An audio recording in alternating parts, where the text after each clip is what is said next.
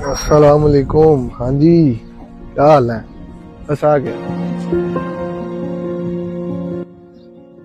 साहब जी, घर सौदा दी बच्चों का रोजा है ते कोई राशन पानी लै दे, कोई सौदा सुदा।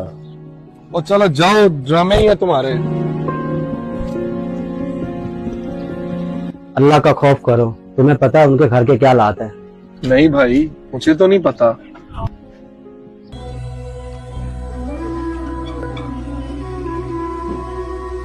हाँ जी अबू जी आ गए हो। अफतारी वास्ते कोई चीज़ नहीं लैके आए? ਤੁਹਾਨੂੰ पता सी मेरा भी रोज़ा है, ਤੁਹਾਡਾ भी रोज़ा है।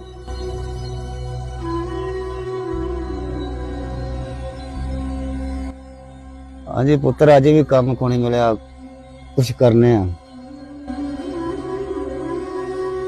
बच्चों का रोजा है, घर कोई शय भी नहीं।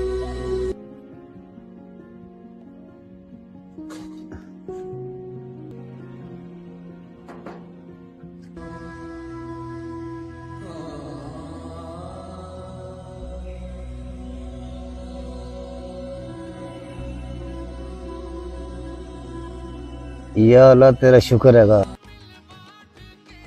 रमज़ान अल मुबारक के महीने में अपने इर्द गिर्द गरीब और मस्कीन लोगों का ख्याल रखें। अगर आपको हमारी वीडियो अच्छी लगे तो शेयर लाजमी करें।